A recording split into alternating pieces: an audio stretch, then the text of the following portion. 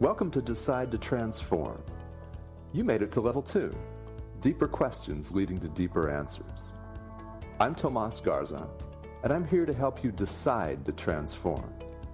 I'll be setting the pace for the process to support your unfolding.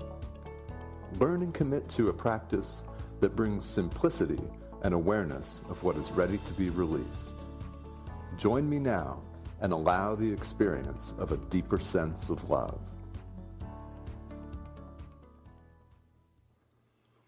Welcome everyone around the world to Decide to Transform. I am your host, Tomas Garza, and wherever you are today, I hope that as you're tuning in, you are healthy and happy and well, along with all of your closest friends, family members, everybody.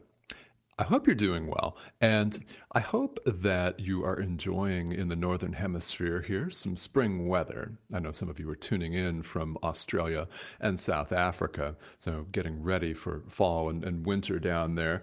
But wherever you find yourself, I really want to invite you today to take a couple of deep breaths, make yourself comfortable wherever you are, because we're going to continue on the show today the series of really hard-hitting, deep subject matter. In the past couple of weeks, we have covered such topics as finding your own calling in life and the benefit of doing that, the benefit of answering the call. And 2 weeks ago, this was a story of my personal pain and personal stubbornness in steadfastly refusing that call for over a decade. That was 2 weeks ago. And last week, we talked about some very handy techniques for dealing with difficult people. And by that, just to recap, I mean persistently difficult individuals. And I used the example of my own mother, who I had a difficult relationship with her for many years. That is last week on the show, and I really want to thank all of you that have written me via email, that have commented on my social media. Your thanks and your comments mean so much to me. And I want to invite all of you listening to, if you have a question for the show or if you have comments for the show, please feel welcome to reach out to me, because I love to hear from you, and it gives me great joy and pleasure to know that this message is reaching people, especially the people that it needs to reach all over the world. The email address to send those questions is Tomas, that's TOMAS, at tomasgarza.com, and I will repeat that again at the end of the broadcast today. So thank you so much for writing in, everyone. I really very much appreciate it, and thank you so much for sharing the links to this show on OMTimes Radio with people that you know need it, because this message is being broadcast by me because I know that there are people out there, whether it's you or whether it's somebody that you know and you're close to, that will need to hear what I have to say today. And I think personally that everyone needs to hear what I have to say today, because the show topic today is forgiveness and release. We're continuing with this deep thread today, and I will be sharing some personal examples from my own life. This is an idea that my wife, Cindy Garza, came up with and told me about in about the middle of April. She said, you need to start sharing some of your personal details on here, your personal stories. So I've been doing that. And I'll continue with that today. But there's a lot of information that I want to give you, because there's a lot of misunderstanding around the topic of forgiveness. And yet we all instinctively realize how important it really is.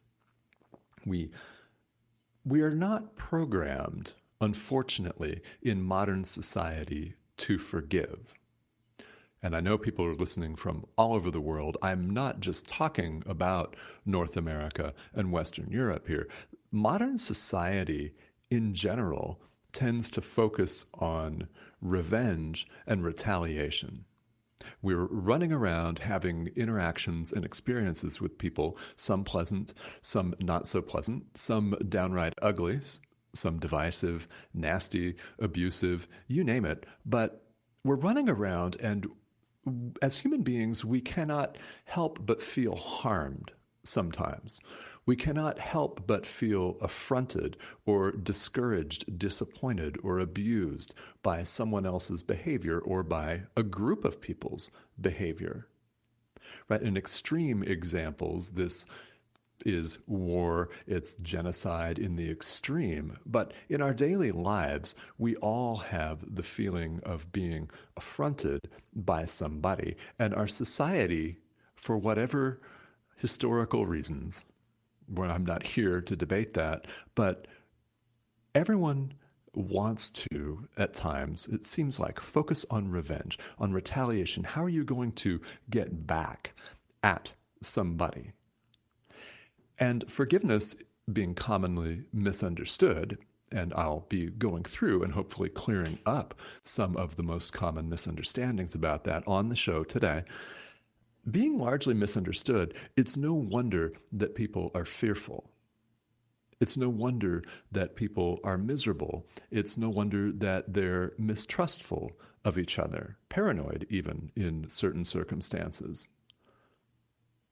It is the world that we live in by and large.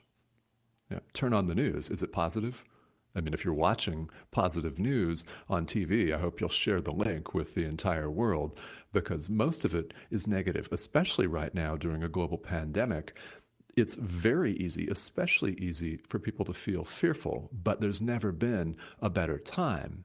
As I've talked about on several past editions of Decide to Transform, there's never been a better time to go deep and do some of the inner work that will not only help you right now, but will also help you in the future as you move forward.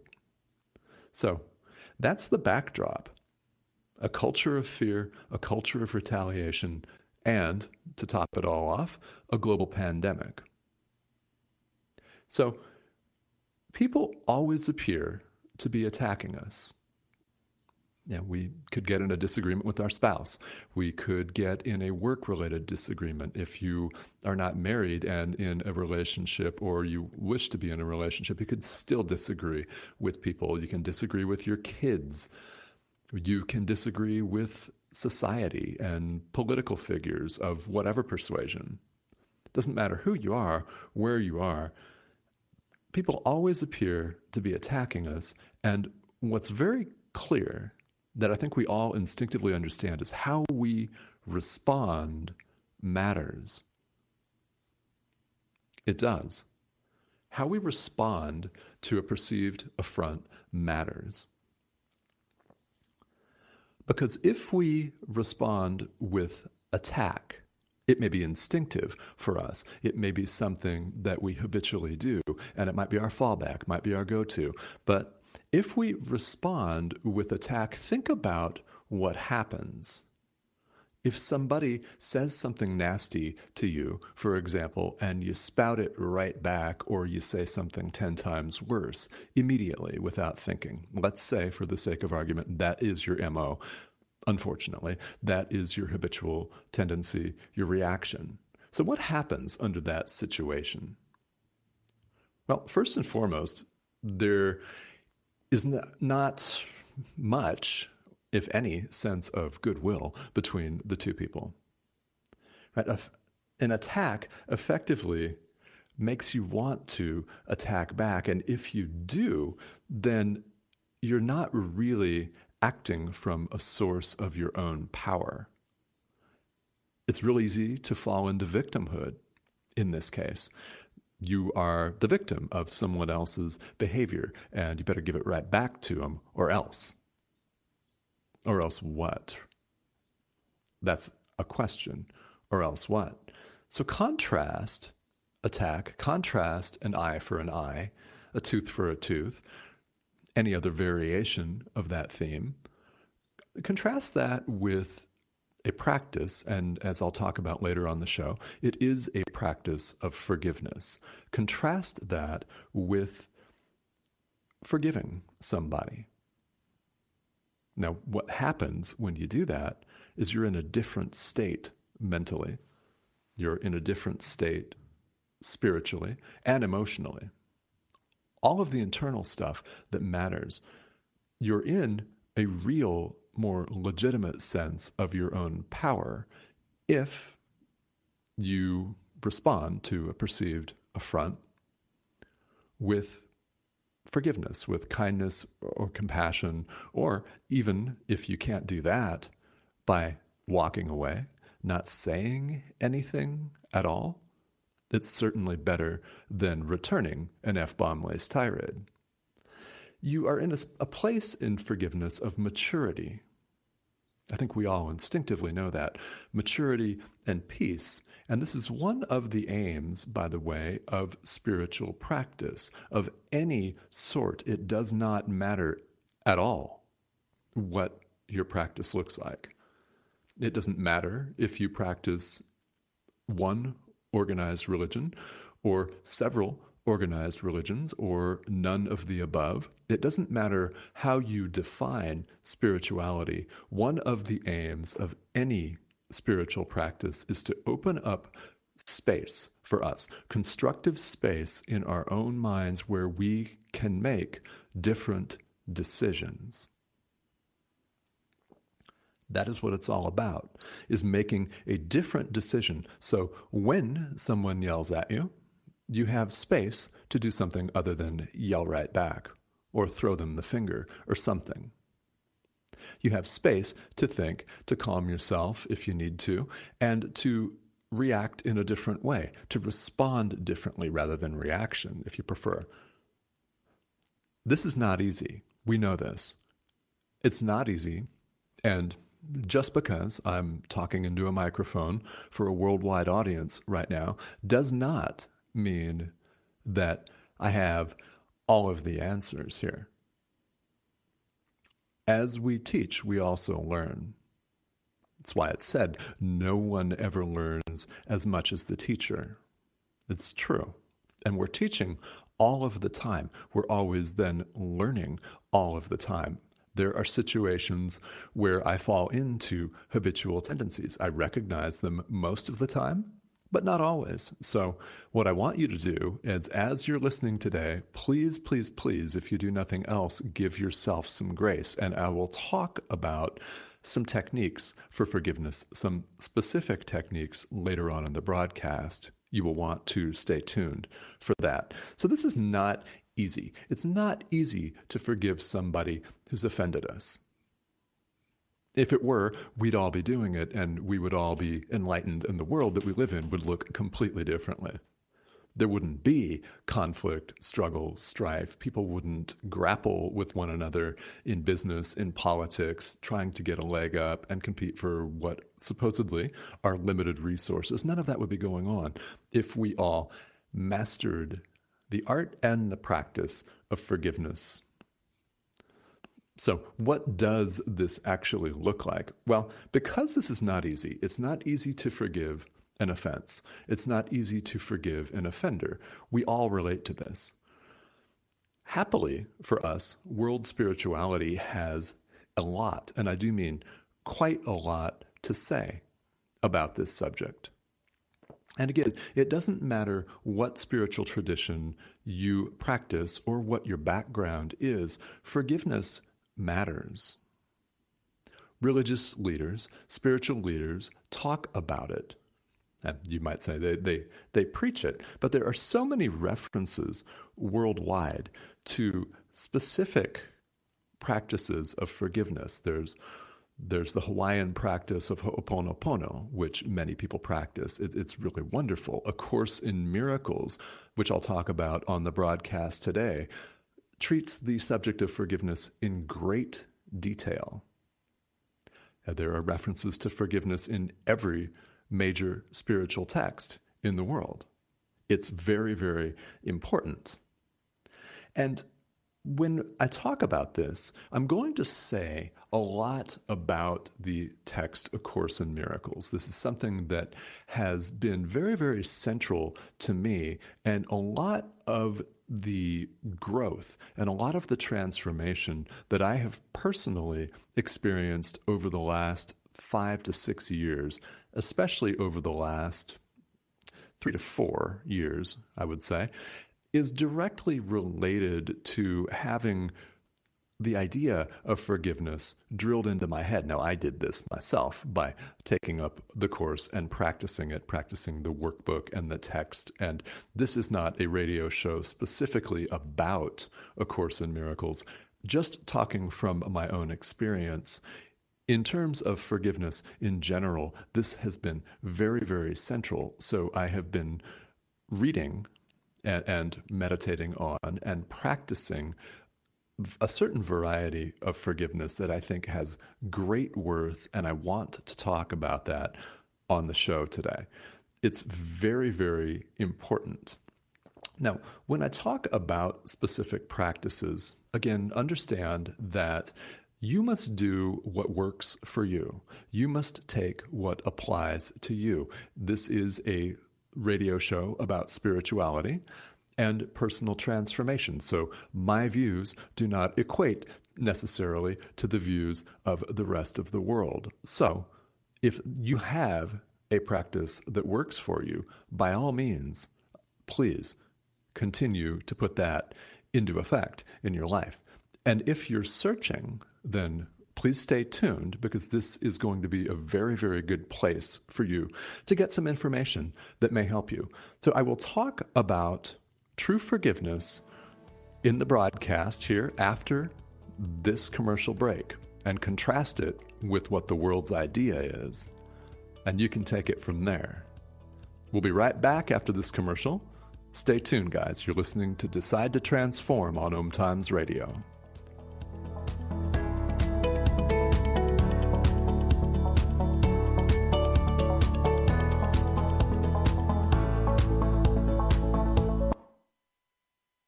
Connecting you with the best of the conscious minds in the world. OMTimes Radio. IOM FM. Being a radio host on IOM FM allows you to build your show on a rich platform with the power of the internet to fulfill your outreach goals and connect with a very specialized and global online audience, unlimited by time and distance. OMTimes Radio will provide you with web relevance, a recognizable conscious brand, and with the standard of excellence that has accompanied every single OMTimes endeavor. Host your show with OMTimes Radio Network. Did you know that you have the power to change anything in your life? Did you know you can do so even with the things that you've already decided are impossible to change? Come join me, Venus Castleberg, on Outside the Impossible as I interview people from around the globe that have literally changed the things they thought were impossible to change just by using the amazing tools of Access Consciousness. Now airing Wednesdays 4 p.m. Eastern, 1 p.m. Pacific. Do you dare to believe that anything really is possible? Are you considering starting your own podcast? Do you have a book or other content you'd like to share with a worldwide audience? Hello, I'm Tomas Garza, host of Decide to Transform here on OMTimes Radio. Myself and Lisa Berry, host of Light on Living, help people like you produce your very own radio show. At Podcast Prosperity, we help you create your show and recirculate your content for multimedia impact.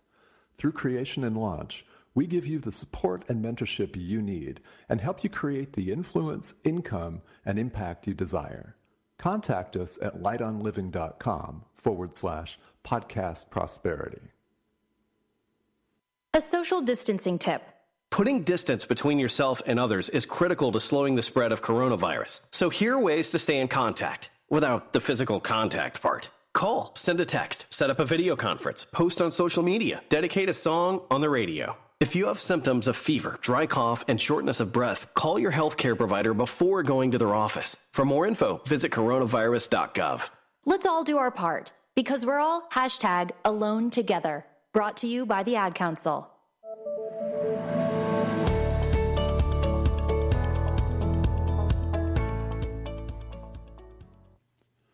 Welcome back to Decide to Transform. I'm your host, Tomas Garza, and I hope you are enjoying your day wherever you are. Today is May 5th as we record this show and broadcast live. And whenever you listen to this, I hope you're enjoying your day, your evening. It might be 3 o'clock in the morning and you can't sleep. And if that is the case, well, then I'm happy to accompany you. Thank you for tuning in. We are talking about forgiveness and release. And before the break, I made reference specifically to some of the practices as presented in A Course in Miracles, the spiritual text, A Course in Miracles. Some of you may be familiar with it. Some of you may have never heard of it before. Let's talk about how forgiveness is approached and covered. And I also want to recommend a really funny and wonderful book to you in the process. The Course talks about forgiveness as quantum forgiveness or advanced forgiveness, or maybe, if you prefer, true forgiveness. These are all words. Words are just symbols anyway, so it doesn't matter what label you put on it. What I'm talking about in actual, true quantum level forgiveness is forgiveness as it's meant to be practiced, contrasted with the way it's practiced in the world. So let's talk about that first. In the world, you see all too often people just throwing the word around. Okay, I forgive you. Yep, I forgive you. People may think that sticks, but often when somebody says it flippantly, or you can just tell that they don't mean it, well, then they don't mean it. It can be misused. It can be very hollow and very ineffective. And all too often we see people that forgive us under certain conditions. There's a string attached. With my mother, it was this way. And you recall from last week on the show, if you've listened to it, I endured literally decades of extreme psychological abuse from her, and persistent psychological abuse that has impacted my adulthood until I made some decisions to break away from that, of course, happily, thankfully. There are several types of forgiveness where there are strings attached, where if you catch yourself saying, I forgive you, but don't do it again, is that real forgiveness? I think you know. The answer is no, not really. I forgive you under a certain condition? No. Forgiveness needs to be like love, unconditional, to be effective, to be real and authentic. So how do you get there? Well, we're going to talk about that. But that is what passes as forgiveness often in the world, is this forgiveness with a string attached, forgiveness with certain conditions, forgiveness with an understanding that, well, I forgive you this time. Anybody's parents ever say that to them? I forgive you this time, but don't do it again. Ever. Something like that. Forgiveness with a threat attached to it is not real either. And I think that we all instinctively know that, but it's worth repeating, and it bears repeating, because as adults, we tend to make the same mistakes over and over and over again until such time as we snap out of it. So what's it take for us to snap out of it? I don't know. The term quantum forgiveness contrasts with the forgiveness with the strings attached that we just talked about. Now, the term has been coined by a gentleman by the name of Gary Renard, R-E-N-A-R-D. Gary Renard is the author of a book about A Course in Miracles and about forgiveness that I absolutely love and highly recommend. It's called The Disappearance of the Universe. And the author, Gary Renard, R-E-N-A-R-D. The Disappearance of the Universe is the book, and it is hysterically funny. It is his own personal account of talking about A Course in Miracles and his own experiences in putting what he later called quantum forgiveness into effect in his own life. full of funny stories. He is very relatable, highly relatable. And if you know A Course in Miracles, you may know the book. This is actually something that I highly recommend if you are curious about what this big blue text looks like. Now, I know there are people out there in the world that have a copy of this book and have never opened it. It looks quite a lot, especially if you have the hardbound edition, like a Holy Bible. It looks like a Quran. It looks like a big, thick, sacred text, without a doubt. But inside there is a lot of really helpful information. So quantum forgiveness is looking beyond, I'll define this, it's looking beyond someone's supposed affront of you, with the understanding that they made a mistake. They made a mistake, you made a mistake in perceiving yourself as attacked, because in reality, we can't be attacked as spirit, as spiritual beings. You name the term, right? Some people say the Son of God, whatever you want to call it. It's not actually possible for us to attack each other in absolute truth. In the relative world, in what we pass off as the real world, then yeah, we attack each other all the time. We hurl insults at each other, bombs get dropped, blows get exchanged, all kinds of negative things happen. But in reality, people have simply made an error in judgment. Now, we've made the same error in judgment. That's an important point. Have we not made the same mistakes as somebody else? So, who are we to pass official, final judgment on them when we've done the same thing ourselves? Now, is this easy? No, absolutely not. Nor am I suggesting, nor would I ever suggest that you must. I'm not about an ultimatum here. It is in your highest best interest and the highest best interest of everyone around you to practice forgiveness as much as you possibly can. However, if you're not at a place where you feel in your heart that you can actually forgive someone's behavior, then you don't have to go there right now. That's a very, very important point. So a quantum forgiveness could look like any number of things. Real Course forgiveness, based on A Course in Miracles, can look like all kinds of things. I'm going to use my own life as an example here. And as I talked about last week in the situation with my own mother, there was a lot to forgive. Really, a pattern of behavior that stretched over years, and the details of which I'm not going to get into on this show. I did cover this in greater detail last week here on the radio show, but there's a lot to forgive, and you may have relationships with people where you have a lot to work with. And this is something that a lot of people say in any spiritual path, is there's a lot of raw material out there. All of our experiences are the raw material for our own awakening. And when somebody says that in a spiritual text, when somebody says that on the radio, when somebody says it in the book, they're absolutely correct. Because we all have relationships that are more difficult than others with people. So, what does it actually look like and feel like to forgive somebody?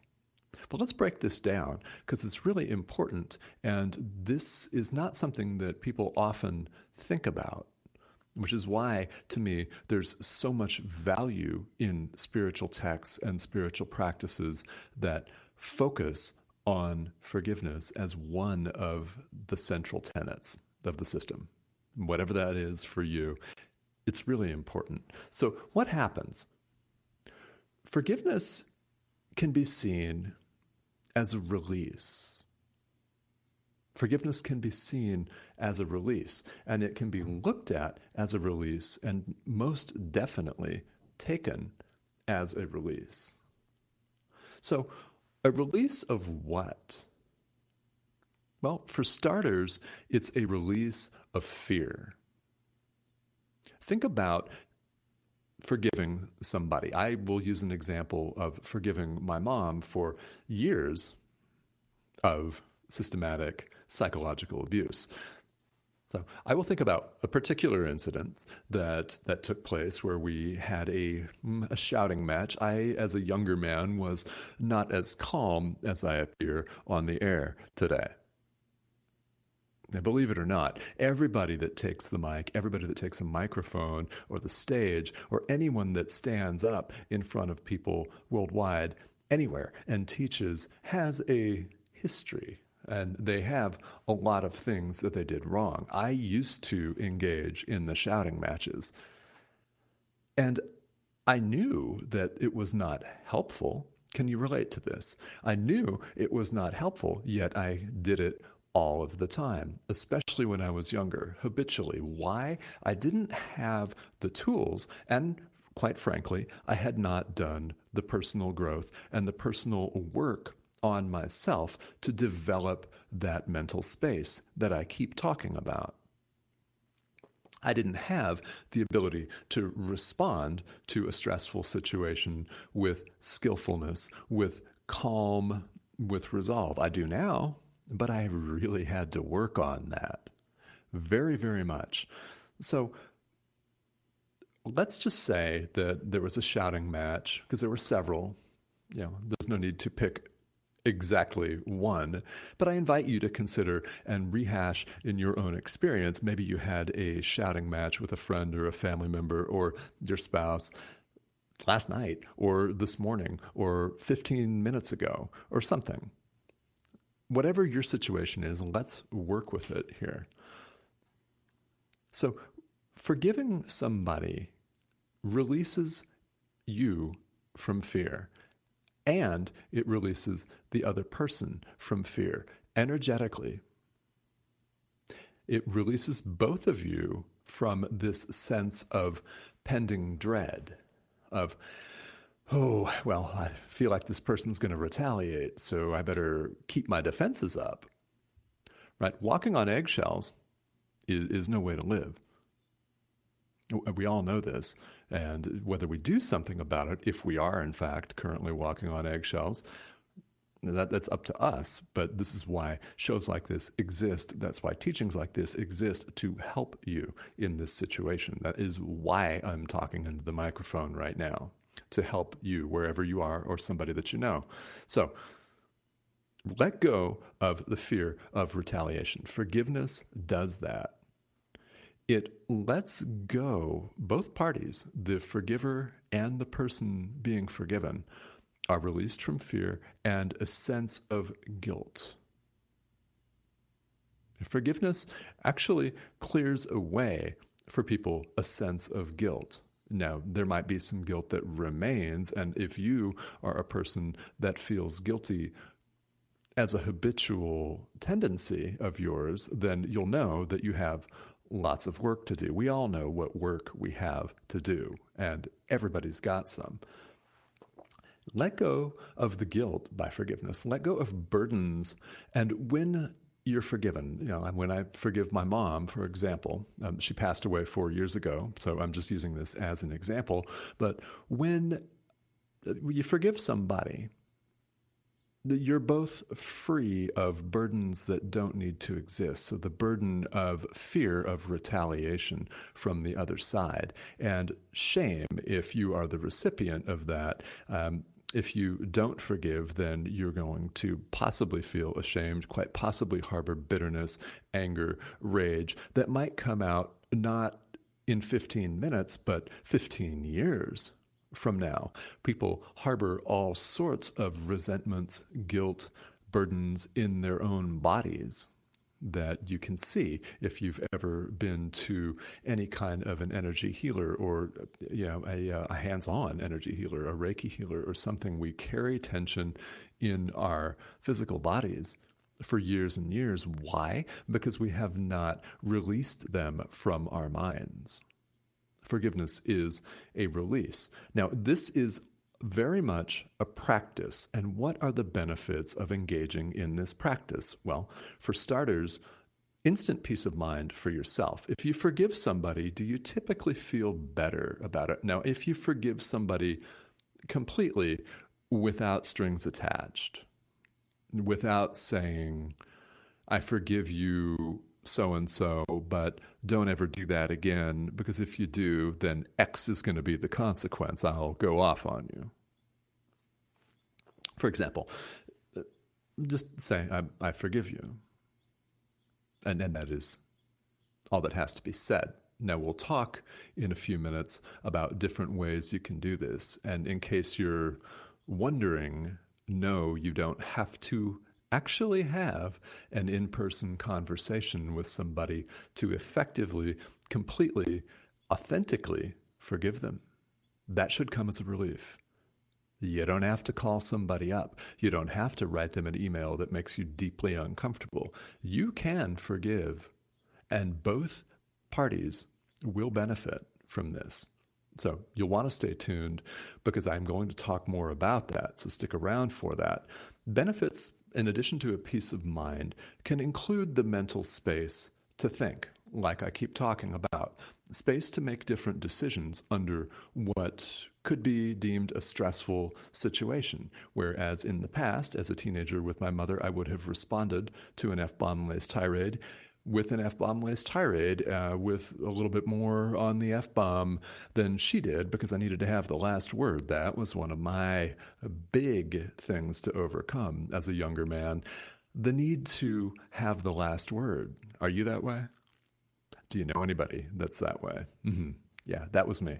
And not easy to overcome. It takes a lot of practice. But the benefits, including the peace of mind and the mental space, include a sense of healing. And if you practice forgiveness often enough, it is one of the key components, no matter what your spiritual tradition or system, to realization.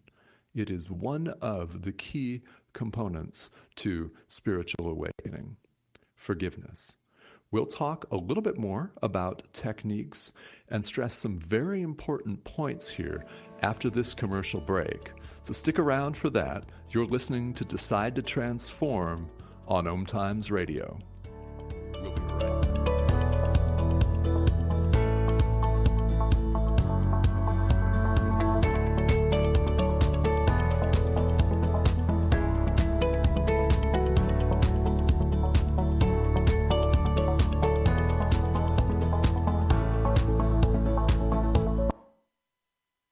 Free your mind with OMTimes Radio, IOM FM. OMTimes magazine is one of the leading online content providers of positivity, wellness, and personal empowerment. A philanthropic organization, their net proceeds are funneled to support worldwide charity initiatives via Humanity Healing International. Through their commitment to creating community and providing conscious content, they aspire to uplift humanity on a global scale. Connect at omtimes.com. OMTimes, creating a more conscious lifestyle. My name is Victor Furman. Some call me The Voice. I've always been fascinated with human nature, spirituality, science, and the crossroads at which they meet. Join me Wednesdays at 8 p.m. Eastern on OMTimes Radio, and we'll explore these topics and so much more on Destination Unlimited.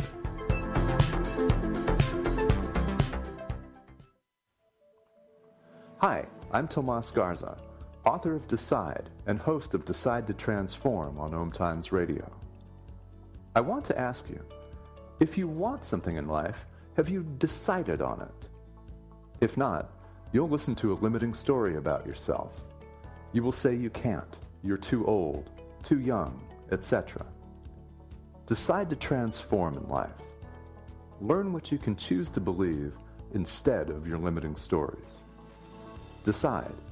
Available now in paperback and ebook. I am Fidel Nshombo. I was born in a city called the Bukavu in the Congo. We were a loving family, and then, boom, everything that I had disappeared in a single day. People think that when you are a refugee, and they resettle you to America, and all your problems are done. They don't understand that that's the beginning of everything. I was not born a refugee. I was made one. It's time we welcome refugee families with open arms. Learn more at embracerefugees.org, brought to you by the Ad Council.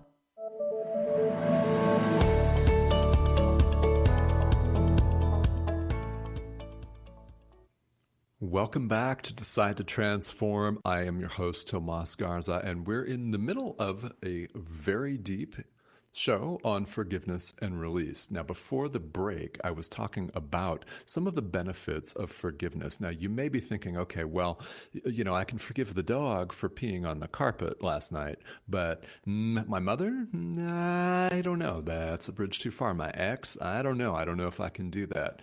I've been really harmed by certain people. Well, okay. You may find yourself thinking that right now.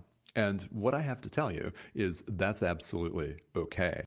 That in any forgiveness practice, any spiritual practice at all, as you know, if you have one, that it is a journey. It is not something that we're expected to arrive at the final, ultimate conclusion right now. Is that possible, technically, in a blinding flash of light? Sure. Are we going to experience that? No, it's not likely. It's not likely that any of us is going to have a giant blinding flash when we first start, when we first find out about the importance of something like forgiveness. It's really normal. It's perfectly normal to start with what you're capable of. This is one of the things that people have asked me in the past in various capacities, and it's my response all the time.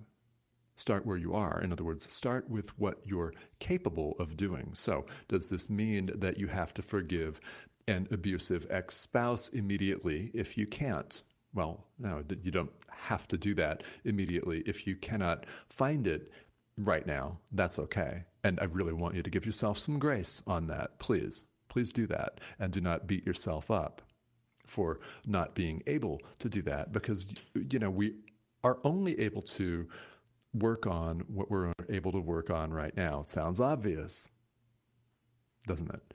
Well, most of spirituality is so simple that it's perfectly obvious.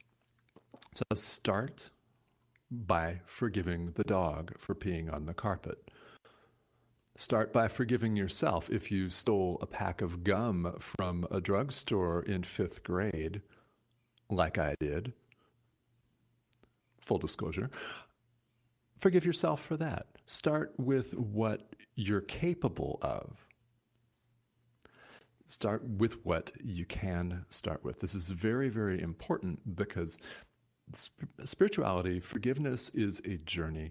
It's a practice, as you know. And as you begin to forgive things that seem to you more feasible, then what will happen is you will find yourself in a more peaceful, a more loving space automatically. You will find yourself able to progress and begin to let go of things from the past that you know you need to let go of. And it is a process that can take years. It took years for me to forgive my mother for all of the things that she put me through. And, you may have that same relationship from a former spouse, from a former girlfriend, boyfriend, romantic partner, a boss, possibly. It doesn't matter what the context is. Everyone, every single one of us can relate to having difficult relationships with people. And what happens when you're able to forgive them a piece at a time, whatever you can, you will arrive at a place of power and peace where you will have more of the mental, emotional, spiritual, and psychological space that I keep referring to. So here's something that's really, really important. And please pay attention to this. You don't have to have an in-person conversation with somebody. Maybe the person you're forgiving has passed away. My mom passed away 4 years ago. I can still practice forgiveness with her. I did that in her lifetime. And actually, we did not have an in-person conversation about it. The circumstances of that situation were such that we weren't having very many, if any, in fact, in-person conversations when she passed. And it was sudden when she did, 4 years ago, as I mentioned. And you can still practice forgiveness even after somebody is long gone. In fact, this means that there is no restriction on space and time for this practice. That is exactly what it means. You can forgive people from ancient history. And it's beneficial. It's beneficial to you. It's beneficial to them. If you don't feel like having an in-person conversation, calling someone up on the phone and getting into an uncomfortable, possibly, maybe not, but breathes everything that moves. That's how powerful our minds are. So when we can direct our minds to forgiveness and release of what no longer serves us, we become very, very powerful indeed. And this is where you can go with it. You don't have to call the person up. You don't have to meet over coffee. Luckily, you can just think mentally. Now, what would this look like? Well, you'll have to find the words that work for you. But you can say, I forgive you. I forgive you for, and name what it is or was. And it's also very, very important when you're doing this to forgive yourself. Forgive yourself if you reacted poorly. You forgive yourself for possibly finding yourself in the situation in the first place. We've got to give ourselves some grace. All too often, we extend grace to other people and keep none for ourselves. And we all know how damaging that is. And you don't need a radio show to tell you that. But because we have to hear things 77 times or more as adult learners, I'll say that. Please, when you're forgiving someone else or a group of people or a situation even, forgive yourself for finding yourself in that situation. Please do that. That is very, very important. You can benefit from this. They can benefit from this. And again, start where you are. You do not have to have an in-person conversation. Now, is that helpful? Yes, of course it is. Is it helpful to hug it out with somebody, right, in person or virtually? Yes, of course it is. But if you're not able to do that for whatever reason, then there's no reason not to continue your own practice of forgiveness and release. Because what are you releasing? Fear. What no longer serves you? Fear. Fear of retaliation, a burden, a sense of guilt that people may harbor for years, decades sometimes. This may lead to your feeling inadequate, insecure, or almost sometimes like a loser. In certain respects in your life, you could feel that way. People beat themselves up, and if it seems ridiculous, well, it's common. We all do that. We all do this to ourselves. So forgive yourself as well as the other person. So an important point that I also want to make here, this is very, very critical. So as you go about your life here, forgiveness of somebody does not mean putting up with abuse. I'll repeat that. Forgiveness of somebody does not mean putting up with an abusive pattern of behavior. This is a misconception. Okay? It is 100% possible and necessary to forgive somebody. Hold space and compassion for them as a living, breathing human that is making mistakes, and keep yourself safe at the same time. This is required.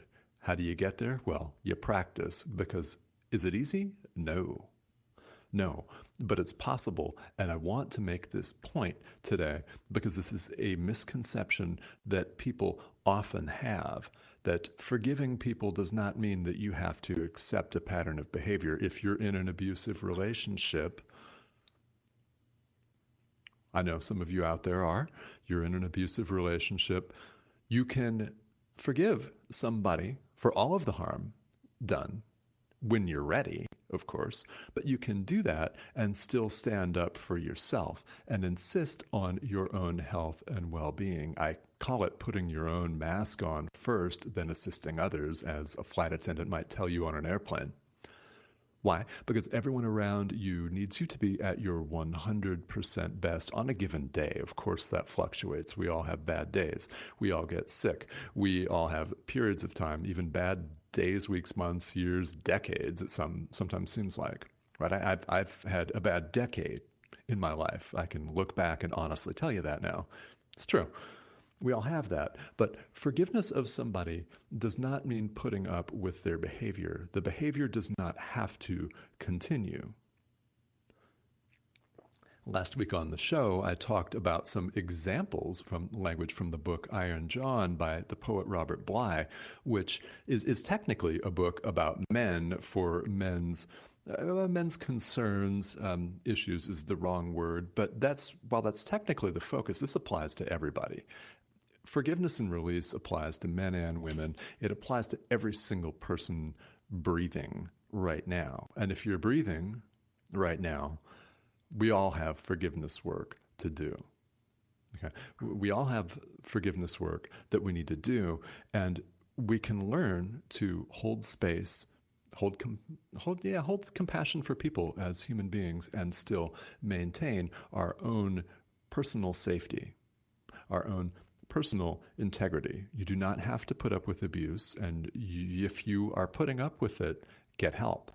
I will tell you that right now, whatever that looks like. Very, very, very critical, not just for yourself, but for everyone. We're all connected, and when one person is being harmed, everyone is being harmed. When one person insists on their own self-worth and stands up for themselves, we all benefit. Very, very important point. All right. So in the last few minutes that remain to us on the show, I really hope sincerely that you've gotten something of value out of our discussion of forgiveness today. Again, if you're interested in the specific practices of A Course in Miracles, I would recommend those to you. If you're interested in that, I would recommend the book Disappearance of the Universe by Gary Renard to those that are interested in that. Very, very funny.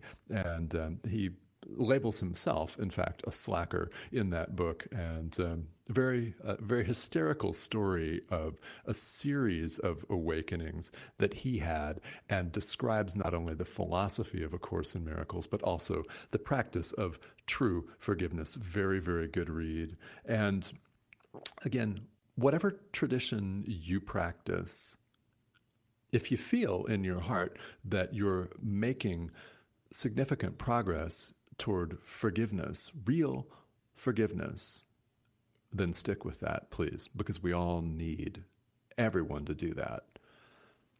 So what I'd like to do here is, again, as I mentioned at the beginning of the show, I really want to invite you once again to write in, send me an email, or if we're connected on social media, send me a message on Facebook Messenger. The email address is tomas@tomasgarza.com. So that's TOMAS. And thank you so much to all of you who've written in from literally around the world with your comments for the show. And I'm so happy. Thank you for writing in. I'm happy that this is touching you and transforming your life. That is why I am here. So questions, comments about the show, please feel free to write in. Next week on the show on May 12th, I'll be going solo again with another heavy-hitting topic. The show's title is Surviving Psychological Warfare. Now, and I'll explain, of course, on the show next week what I mean by that, but it's another heavy-hitting, very valuable set of personal exposés on my part for how I was able to survive abusive situations and come out a leader, very much a leader of people, and someone that can model how you deal with situations.